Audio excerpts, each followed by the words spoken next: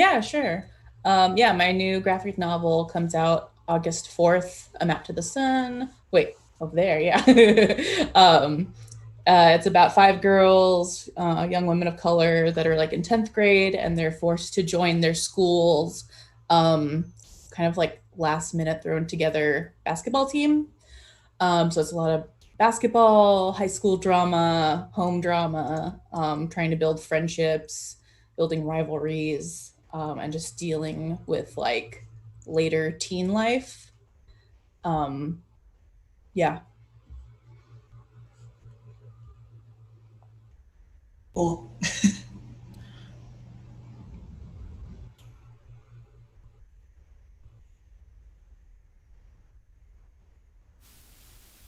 Ruh-roh.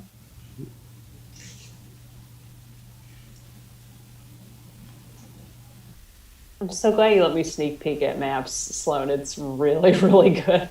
Oh, thank Yeah. you. Thanks for reading it. Yeah, of course. Yeah, Glad you liked it. at some point we have to talk about like your like colors that you chose for that because they're ridiculous. Oh yeah. Yeah, I loved it. It was really good. I Oh, never thank you. read I never read like middle grade or like young adult stuff. So it's Yeah. like a new thing for me. Hmm. Okay. Let's see. All right, hoping that's working for everybody now. Yeah. Sweet. Yeah. All right. Yeah. But yeah, sorry about that. Yeah. Yeah, I got a chance to read A Map to the Sun. It was great. Yeah, very slice of life. It really reminded me of a comic I read growing up called Harlem Beat. Yeah, have you ever heard of that one? It was a manga I haven't. series. Yeah, it was Mm-mm. I interesting. have heard of that actually. I remember Yeah, that title. yeah, it's awesome. Yeah, it's yeah, manga's full of that great sports stuff and yeah, it was a great one. I actually grew up reading it next to Sailor Moon in Nice. mixing, when it was in the early version of Tokyo Pop and stuff. Yeah, for sure. Nice. Yeah, yeah. And Leslie, you just well, I know we have Volume 3 Snotgirl out, Brandon's making new and things like that, but yeah, when should we expect more? Or yeah. Sorry, can you repeat that? Oh, sorry. You just had a new volume of Snot come out in trade paperback and stuff like that. I know a lot of people have been talking about that and grabbing that off the shelf. Yeah, has that been going pretty well? And yeah, is there more on the horizon for Snot and things like that? Well, we're on hiatus right now. Right. We'll probably be on hiatus until probably next year. It's actually really hard to say because we decided to go on a break before like the pandemic, basically. So we had always intended to take a break and to be able to work on our own projects. Oh, I think the chat says that it's not visible. I The stream is not am getting visible. that too. I'm not Oh, sure. yeah, it looks like I see a blank screen. Oh Mhm. no. Yeah, maybe I guess of the two troubles, no audio is worse than no visual. Yeah, for this sure. is true. It's like a podcast now. Okay. Yeah. This is it's the streaming software is very new to me and yeah, it works just fine and without a hitch, but it does seem to do very odd things from time to time. So yeah, but I'm Looks like it's back now. yeah, I got it back now. Yeah, it Yay, wants all to right. be like waked up every once in a while. I'm not sure what I'm doing wrong, and I'm sure it's because I'm pretty new to it. So yeah, sorry about that. But yeah, any other projects in the meantime, or yeah, probably just dealing with what's going on, right? Yeah. Yeah, I'm trying to work on. I did a short earlier on, like a couple of months ago, and I'm trying to work on a new one. I'm writing it right now, or like in the process of starting to write it. And as for Snotgirl, I don't really know how it's doing. I hope it's doing well. I haven't really been paying attention that much, just because we had a lot of plans for like when it came out and like doing signings and stuff, but unfortunately, like because of all the things that are happening, like it got delayed, like and shipping got delayed. So hopefully everyone who was looking forward to it has been able to get it. I think so. Yeah. Well, just running the shop and stuff too. Yeah, that was a highly anticipated one, and I don't know. I just always remember like the customers that are into Snotgirl, or like that was kind of like their thing. So like yeah, Nice. they would pick that one up. So yeah, for sure. Well, usually they probably have the singles by the time the paper came out, but Yeah, we were coming out with the singles like really slowly. yeah, but still, yeah, when it's like your thing, yeah, it's not that hard to keep track of. Anyway, but yeah, no, that's great. Well, it's good to hear that that there's other projects coming out for me too and everything too. So yeah, that's awesome. How about you, Blue? Yeah, things going good, well with Human Star still. It seems like. Yeah, Human Star is literally on its last legs. It will be finishing within a month. This is my webcomic that I've been serializing online for about 8 years. Yeah, and it's extremely strange having a webcomic that updates that regularly and reaching the conclusion. I will be kickstarting, if my original plan goes, tomorrow, if not just later on this week. So I'm finishing that. I am also currently inking a graphic novel for Random House Graphic called Across a Field of Starlight. Those are my two big things right now. In the meantime, I have been, in the before times, I was going to conventions with Neil, which is my book with Iron Circus comics, but thankfully it's had its year in the sun. It's had some time to get out there and get in front of people, and I've had a chance to talk with people about it. So I feel like I'm fortunate in that respect to have had its moment and just kind of spent the last 5 months kind of in my hole working on things. So I guess I'm grateful for that. Yeah. Yeah, I feel like a lot of artists are getting stuff done right now. Yeah. Yeah, it's rough. There's so many good books coming out too. Like I kept seeing, like, I think it was Booklist that came out recently that had all the recent releases, including Sloane's book, a couple other books I'm looking forward to. And I'm just like, oh, all these poor people who deserve like book tours and stuff. I know, it's so rough. Yeah.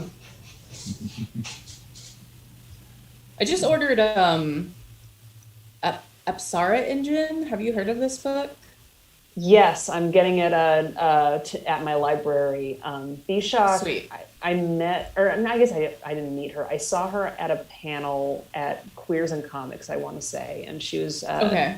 Yeah, I believe I'd read a comic of hers that was in the anthology The Other Side that Melanie Gilman and Corey Michelle edited, and I was really impressed by it.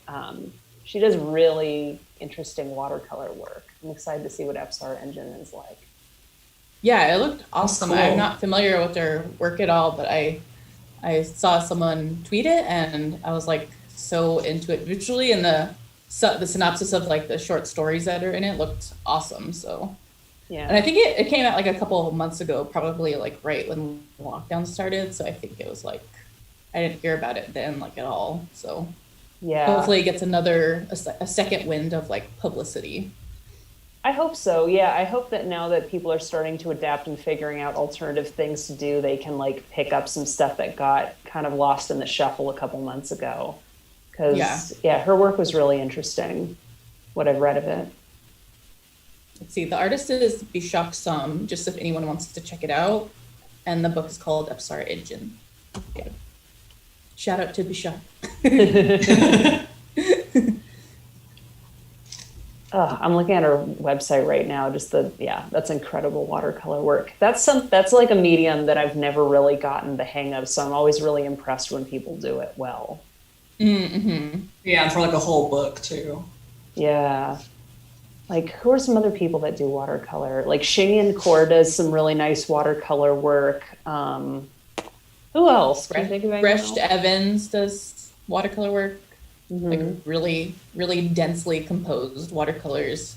It's so, to me, the medium is so wily. Leslie can handle it really well, but I enjoy it, but it never looks good. It's really hard, and I think I like that one Chinese artist Zhao Dao. Like I like her work a lot. Oh, She does a yeah. lot of ink and like watercolor, Washes. like washi, and like kind of mystical creatures and stuff like that. So I always appreciate it when it's really well done and it looks really clean, and I don't know. It's it's a little bit beyond my comprehension. What was it's that like artist? effortless. Leslie, what was the artist you named? Zhao Dao, so it's ZAO, which Thank is you. their pen name. But they're really good. Like, I think that they're just like, they don't even go online really. Just like draw. As one should. Yeah, it's probably Really? like the right thing to do instead of rotting your brain on on Twitter or something. Oh wow, this stuff is great. Yeah, they're really good. Yeah, I am very impressed by people who have a good handle on traditional media or just like brushwork in general. I've looked at lots of people recently who've had really sophisticated brushwork, like Sloane, for instance. But I'm also thinking of like, oh, what's that dude's name? It's like starts with a T. Hang on, Tanzan. Is that a guy's name or Tanzan? Is it Tansi? Tansi, I believe. Yeah. Tansi Zanji? Yes, thank you, Tansi Tanji. Zanjic. Yes. Yeah. Excellent. And his work is like digital, right? Oh, is Like it? a pretty- Oh, Yeah, I that think could've so. fooled me. It kind of had that. I could have sworn it was traditional. Never mind. It's got that beautiful flow to it. It definitely looks just like so natural and like Yeah. not like overwrought. I feel like I always get like too like focused on doing digital inking. I like the like unexpected inky pathways, like a nibble take kind of. There's like little surprises that happen. I like that. Yeah, like you kind of have to be prepared for the materials to have a mind of its own and have the right mindset totally. for that going in. Are y'all trying anything new with your comics while you're in lockdown? Like any interesting experiments or? The graphic novel I'm working on right now was my excuse to learn Clip Studio Paint because okay. I realized that another OS update on my computer would break my version of Photoshop entirely.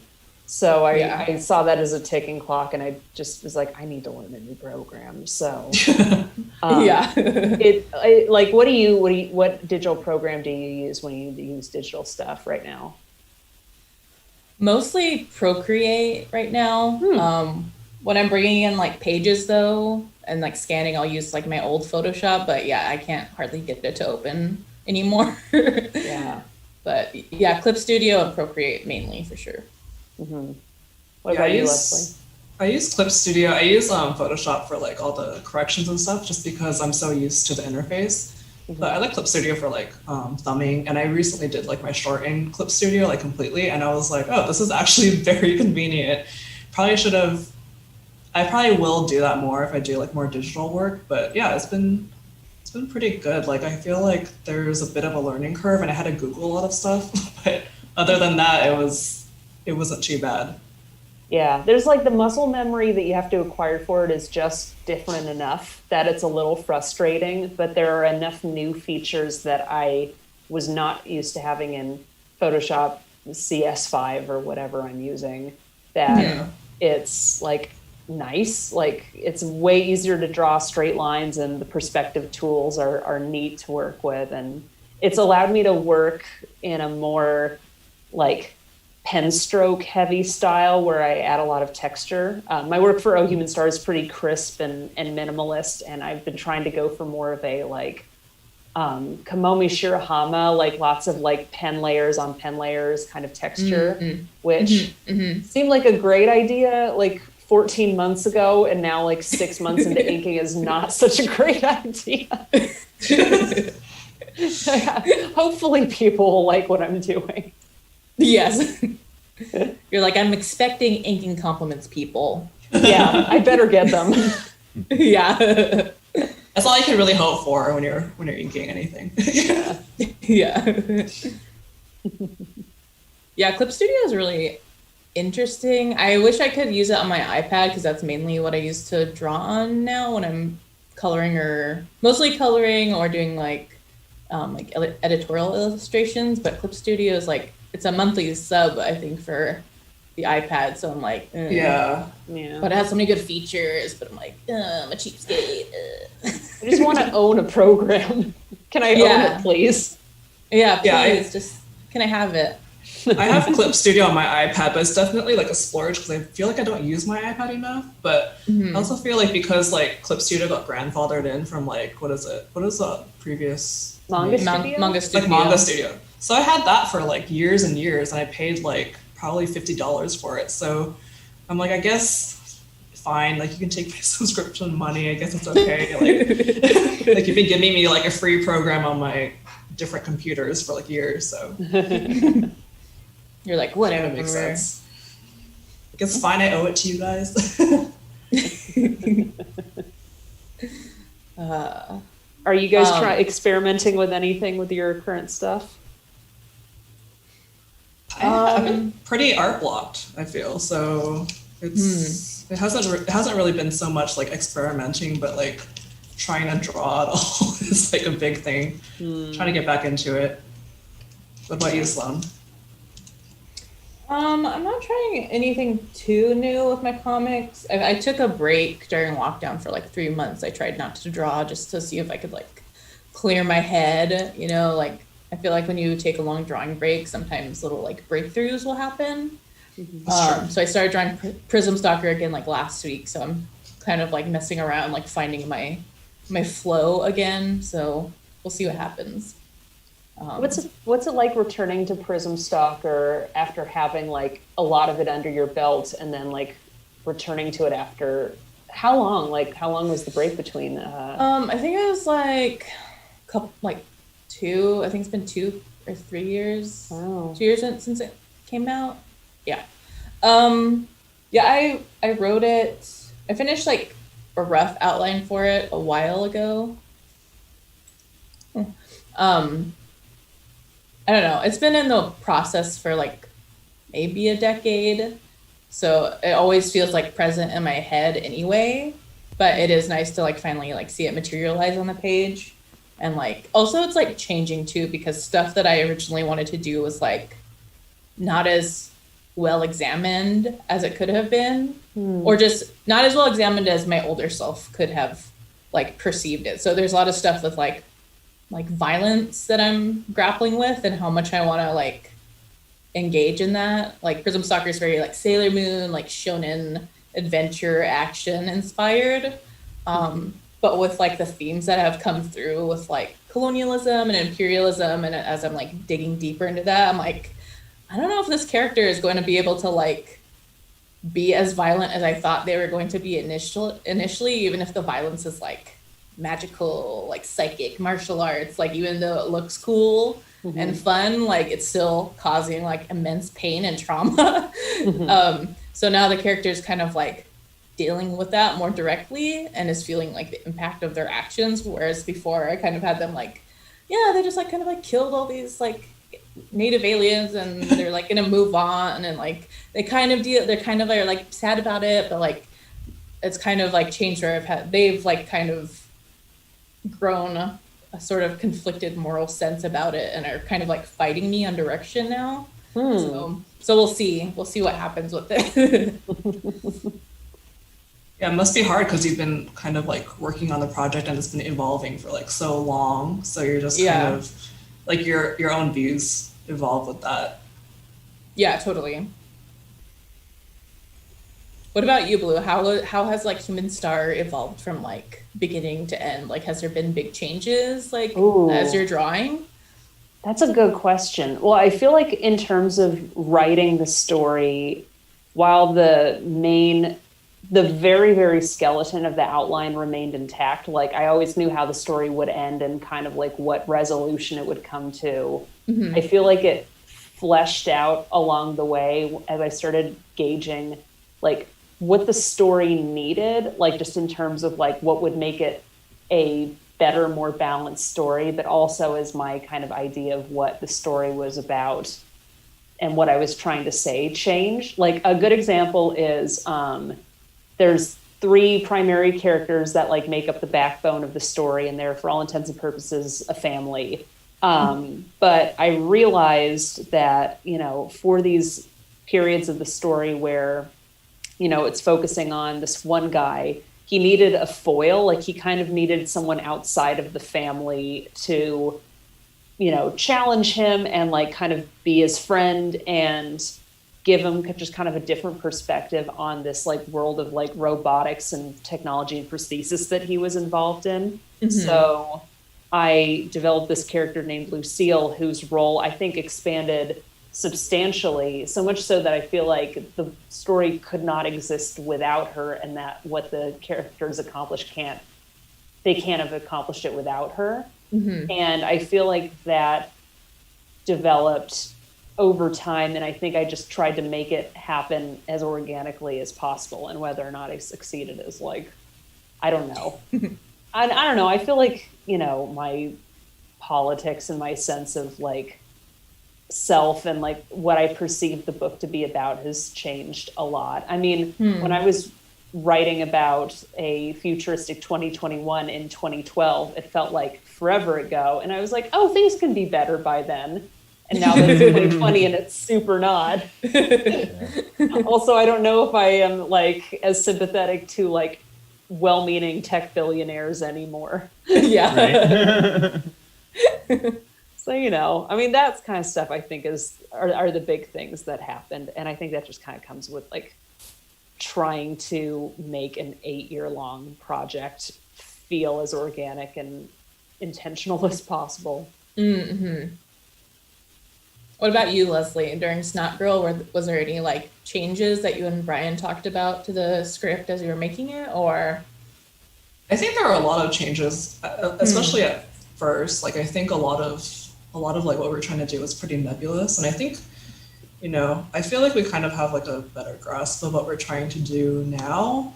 Mm-hmm. But at the same time, it's always like, you know, we're constantly having to like rein each other in about like what certain characters would do or how they would act, and like kind of, you know, like what the broader implications of like what they're doing means, like like how like the things that one character does affects like all the other characters in a way.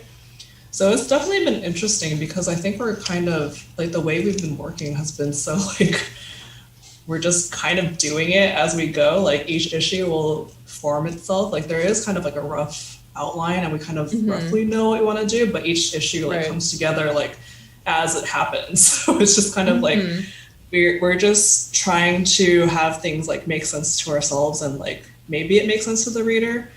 I mean, I think part of the fun of Snotgirl is that it's like confusing, but I can understand why people would not find that like interesting in a comic, but I don't know, it's okay. Can I ask, because this is something that I was curious about Snotgirl, is like, what were your like pole stars is like the word that comes to mind, but kind of like in terms of like aesthetic or like story style or what you were trying to accomplish? Are there any like influences or to particular artists or writers that you were having in mind when you're working on Snotgirl? I think a big one is Kyoko Okazaki. She's the artist and writer of Helter Skelter, and that's kind of like that was like a huge influence on me at the time, like after I read it, just because it's she's like an artist who has always kind of had this like punk mentality, and she's very like unrelenting and kind of brash in the way she tells stories. So I kind of think that was like a really big early influence, and like both me and Brian love Jaime Hernandez and Love and Rocket, so that was like another thing, which it might not really show up in Snotgirl, but we just love it like overall.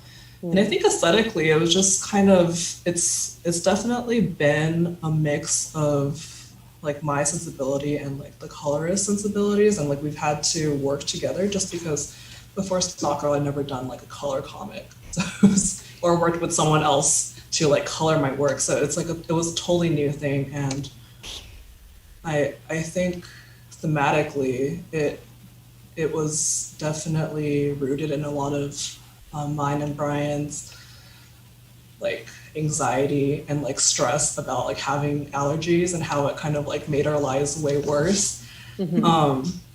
And it definitely hasn't gotten better for either of us, I think. Like, I feel like it's actually gotten like worse as we've gotten older. Like, we've gotten way more like stressed out about it. Yeah. I think that's kind of like, I feel like it's interesting that it's been pretty unrelenting in that sense. Like, I think my, like, initially I had a lot more, I don't know, like I had like a much crueler eye towards characters, and kind of as I got to know them, it was harder for me to not really see them as like somewhat sympathetic, even if they are a little bit, off the rails. Mm-hmm. I think I have read something by Kyoko Okazaki before. I didn't recognize the name, but I've read Pink. I recently read Pink is amazing. Pink was so interesting. And that I totally see the influence, like based on like, I don't know, I was trying to think of like in my head what the tone reminded me of, because I can't really think of a lot of like, more now, but like there aren't a whole lot of Western comics that I was able to kind of like match the intended audience and tone for. It kind of reminded me of like, if anything, like Moto Hagio, when she does lots of like adult women, kind of like unreliable narrator, or like kind of psychological like turmoil. Like that was kind of the closest I could get. So like being reminded of Kyoko Okazaki, I was like, oh, I get it. That was really interesting to me, and I always thought that was cool. Yeah, Pink is really like an interesting book. I don't really know how familiar like most even manga readers are with it, just because it's like from the 90s and like she doesn't make work anymore. Mm-hmm. So it's so like I feel like it's kind of hard to explain or describe. It's just like this like really interesting and like really sad, but somewhat realistic, like fantastic, absurd story. I don't really know how to like when I think about it, I'm just like it's like good, but I don't know how to summarize it. It's kind of like an absurd take on like being a lady like in peak bubble economics 80s Japan, trying to make it, but like it's kind of a semi-literal pet crocodile that she always has to feed. And like, is that a metaphor for something, or does she just have a pet crocodile that she needs to feed? It's great. It was a really fun story. Yeah, it kind of just goes for it, which is what I admire about it. Yeah.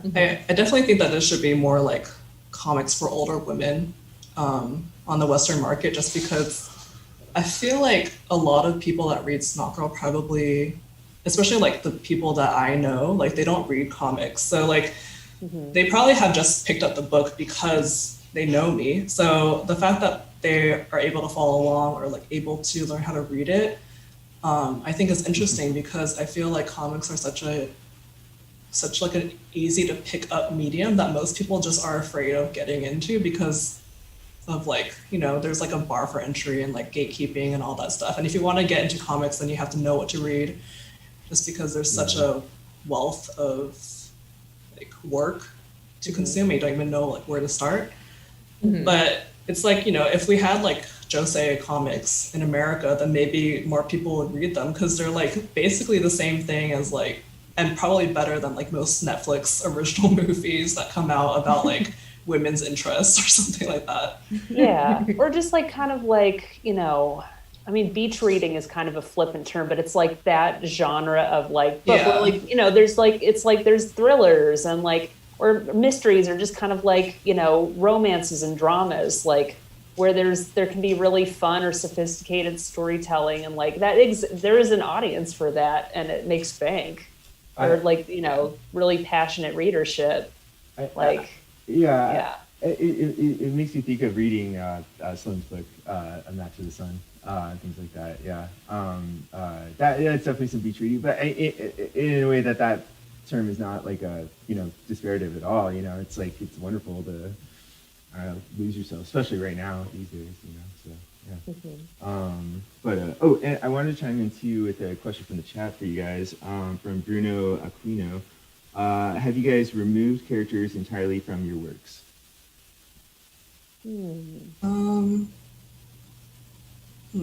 That's a good question. I'm trying to think if that's ever happened. I feel like if they have been removed for me, they haven't been major characters, but I think I'm very literal about like major and secondary characters. I'm like, if this person showed up like for like 5 pages, they're like a secondary character. So I think, yeah, I don't think that it's happened in like the after the comics come out. It's mostly like in the planning stages for me. Mm-hmm. I feel like my stories are kind of like character. They like sprout from character, so it's hard to like later in like the process remove them because they're kind of like the foundation for the story, kind of. I think in Prism Stalker I have like side characters, but that I would like kind of like weed out if they were just kind of there to look like cool or I like drawing them or something, but never a major character, no. Yeah, I feel like that would be something that would happen more in webcomics, if anything. Just, you know, if your priorities shift or you're not like, you know, not interested in the kind of story you were wanting to tell anymore. But even then, I feel like that didn't happen with Oh Human Star or anything. Although in the last year, I've definitely gotten way more conscious of realizing, oh, this is so-and-so character's last appearance. That's always very weird. Like, oh, after this I'll never draw this character again. Which, like, even if that's organically how it happened, it's just, you know, it's strange, and I feel like you don't happen with it in graphic novel production as much because, well, maybe this is me, maybe this isn't how you guys do it. Do you like jump all over the place during graphic novel production in terms of like going from, say, page 5 to page 57, or how do you approach that kind of thing? I don't like do heavy scripting. I just do outlines and I kind of work out stuff while I'm drawing. So I go page by page and it kind of like plays out against itself because I'm not always totally sure where the scene will go. So very strictly linear. Yeah. Yeah, I feel like you work super linear. I do a bit of planning, and I think I usually try to jump around a bit, and I don't know why, but I feel like for me it's like a mental thing where I think like if I jump around more, it's going to have more consistency overall. And I feel like it kind of works, especially like, you know, chapter to chapter, but I can't imagine it would be any other way, because I think the way I approach drawing comics, I'm gonna do the easiest thing first, and then like do the hard things in the middle, and then like the second most easy things to draw. Like, I'm just like, I always have to like prioritize it that way, or else I'm never gonna start inking because I get scared. Yeah, that's kind of what it's been like working on my book too. Like, I have a couple of action sequences that I just like don't want to ink at all. Yeah. Or I'll get in the mood of like, I really need to draw all the pages with this character. Like, I just want to draw him. I don't want to think about anyone else. I'm just going to draw his sections, and that will get me through. I think that totally makes sense. It totally makes sense to me. Yeah. And you're like totally right about the consistency thing too. Like feeling like, you know, there's a section early on that you know will look the worst. That's like the sacrificial chapter, but everything else gets way more consistent once you get the bumps out. Yeah, and it's kind of like a mileage thing too. Like when you're starting out with like, you know, the easier things, like maybe like some talking heads or something.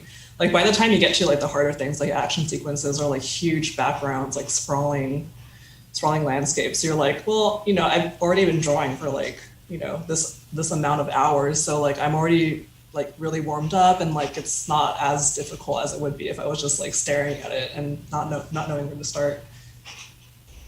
For sure. So it's actually like a good idea. Like maybe I'll try that sometime, but because one big thing that I have an issue with is like consistency with especially character faces. And that's kind of like, I try my best to make them look similar, but I also like a certain like gumminess to my characters' faces. Like they're like, I don't know. I just like that they're kind of meaty and like when they look different from different angles. A lot of readers don't like that. And I feel Prism Stalker is a little bit better because it's a little bit more like manga influence. So they have like more identifiable, like sharper noses and like crazier hair, but like with maps I tried for like this more like naturalistic approach, and people were like, I can't really tell a huge difference, but I'm like, it's not my problem. but that's a good technique that I might try. Maybe if I was more organized or better scripted, I could hop around to different pages and like be like consistently drawing a character.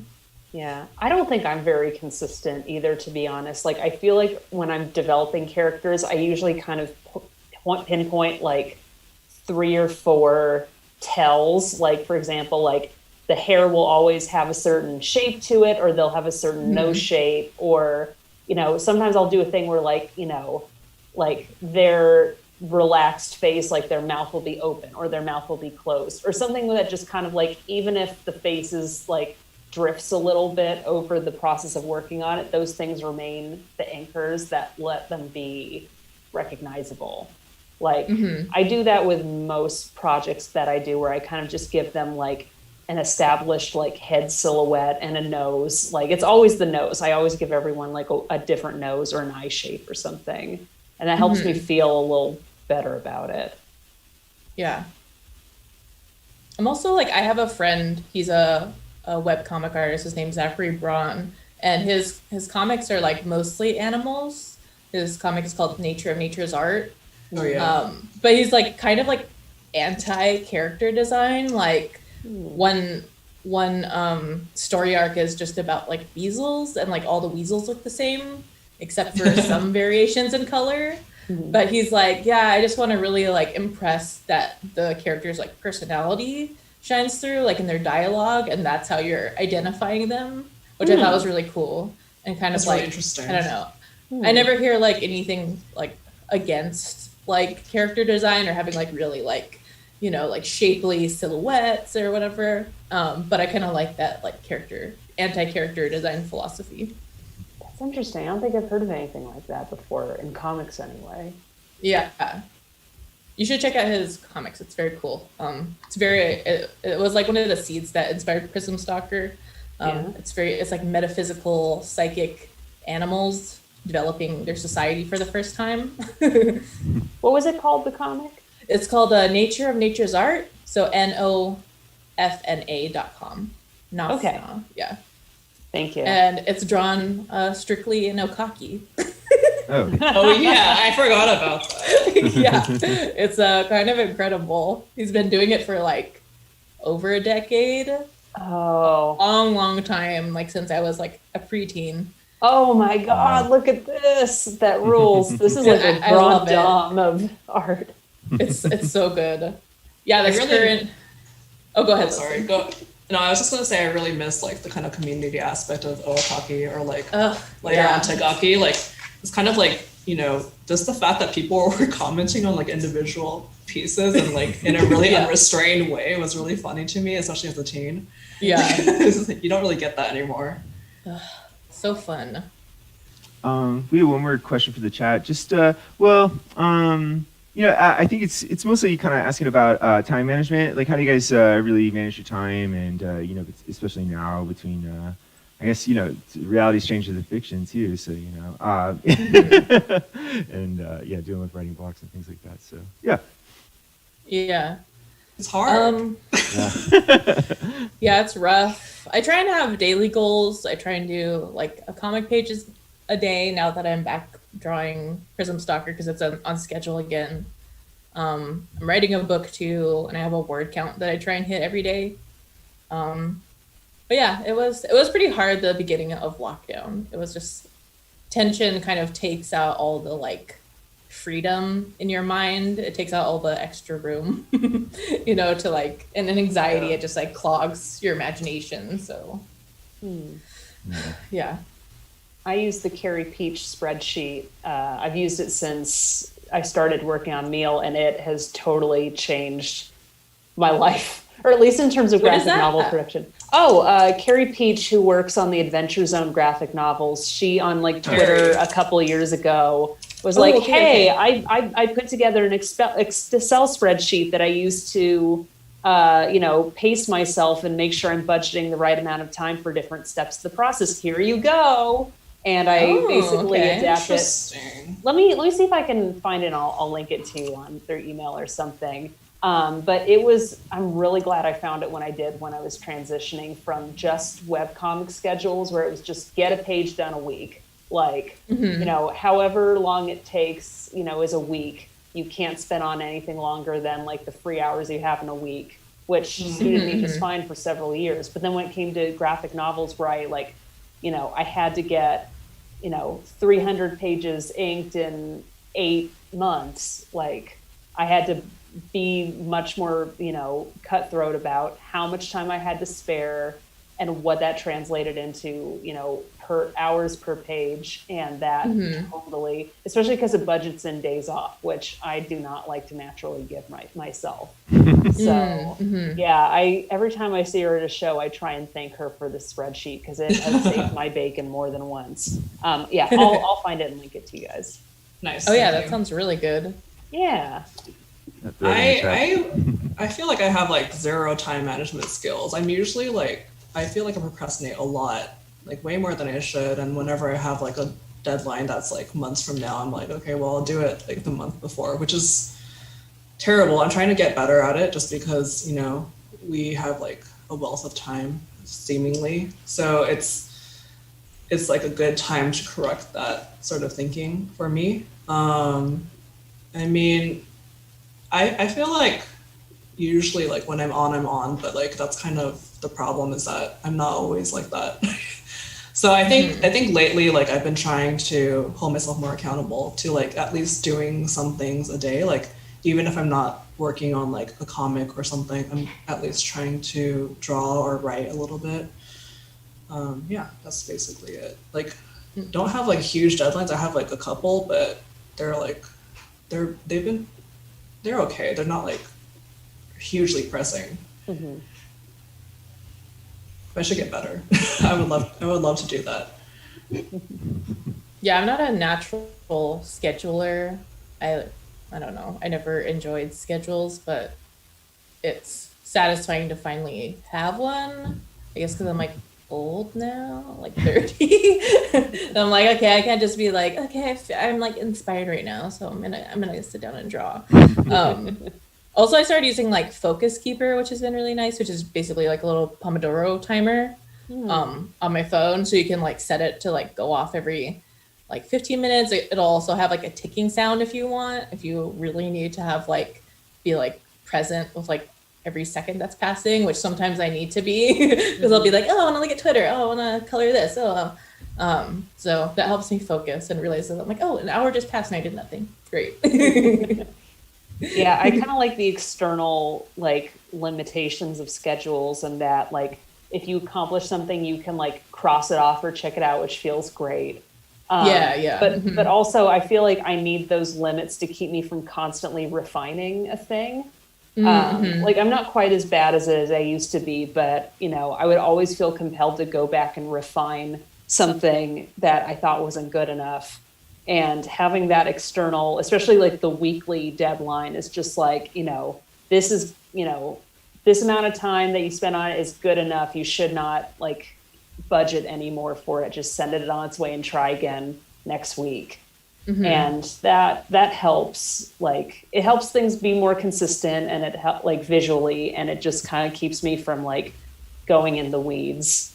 And over time that kind of like helped me change my schedule too, to kind of figure out how to most wisely make the changes that I do have time for. Like at this point, I budget in basically a sleep on it buffer where, I'll have a page inked by Tuesday. I sleep on it. I look at Wednesday night and I can immediately spot all the issues and then I can change those and then I am done and I can post it. Like that has helped me immensely. Very nice. You know who else I was just thinking of too? I was listening to Dan Barry's podcast, Make It and Tell Everybody, I think it's called. And he was talking to Sophie Now, and they were saying like they schedule like work dates through like Zoom and also another website that I can't remember, but it like randomly schedules you with like other people that want to like video work at the same time. and it'll schedule you for like whatever, a couple hours. And I'm like, oh, that's kind of smart. I would probably work more if there was people staring at me and being like, why are you playing with the dogs right now? Like, why are you? I started doing like word sprints too with a couple of like writing communities on Discord, which has also been nice. So more like timed, like short sprints. What's a mainly for word writing sprint? I because don't think I've heard of that. basically we just like set a timer like for 15 minutes, and then the group of us on the Discord will write for that amount of time and then record, like share our word counts basically. Just like Like flash. write as There's fast as kind of- possible. Like not, yeah, I mean you're trying to Kind hit of. like a word count, but I think it's more like there's like a slightly competitive nature to it, so it's kind of fun, but also you're like encouraging each other, like, yeah, you got like 200 words, like that's awesome. If you don't get that many, you know, we're doing another sprint, but it's been nice to have a little bit of like external encouragement. But yeah. Cool. Yeah, I think especially if you, oh, sorry, go ahead. Oh no, yeah. I was just going to say, like, especially if you work at home and like kind of work alone, it's helpful, especially now because you can't really see anyone, to, you know, be able to see other people are kind of either working or like that they're not just, you know, ghosts or something. Yeah. Like I feel Yeah. like it's helpful mentally for me to at least, you know, be able to check in with people or like see what they're up to. For sure. Well, I was just gonna say, if you guys want to discuss anything else, go ahead, and or if you have anything, does anybody have any big upcoming projects to plug that maybe we didn't mention or anything like that, or that you'd like to talk about? Yeah. Just Maps. Maps comes out August 4th, and you can order it wherever you order your books, ideally at your local comic shop Right. or bookshop. But yeah. And Floating World is going to have signed copies that you can get at floatingworldcomics.com. Yeah. Cool. Yeah. I would say that Destiny City Comics will totally be able to order it and stuff too. You just email ethanhd at destinycitycomics.com for that. So yeah. Yay. How about you, Leslie Young? Yeah. Sloane and I are part of the Kickstarter that just launched today. So that's going on right now. It's organized by a couple of like really cool artists, and it's still live. And I think it reached its goal already, but you know, you can still pledge and get your copy if you want to. It's like a sci-fi indie anthology. Yeah, it's called Dagger Dagger. Ooh, that sounds good. Nice. Yes. And you can still get Snotgirl. Oh yeah. I'll be dropping you all can these get links in the chat wherever you too. want. Yeah. Yeah, indeed. How about you, Blue? The third and final print volume of Oh Human Star will be kickstarting literally any day now. If you check out my Twitter or the website itself, Oh Human Star, I guarantee you I will not shut up about the Kickstarter until it is done 30 days after it starts. So that's what I will be stressing out about for the next couple days. Hey, sounds great. Yay. It's good to be busy, right? You know, so. You reach your goal very quickly. I hope so too. I'm glad that like friends of mine have had Kickstarters that seem to be doing okay, because I really had no idea what to expect, like with everything, if people were spending money or what. So that's encouraging. Yeah, there's still stuff going on out there for sure, and it's been awesome to hear what you guys have been working on during all this strange time. So yeah, for sure. Thanks very much for coming and chatting chatting with the group here. So yeah, we'll go ahead and sign off, and have a good day, everybody, and keep watching the channel. Yeah. Or what? Thank you. So that's Thank encouraging. Bye. Bye. Later. Yeah, there's still stuff going on out there for sure, and it's been awesome to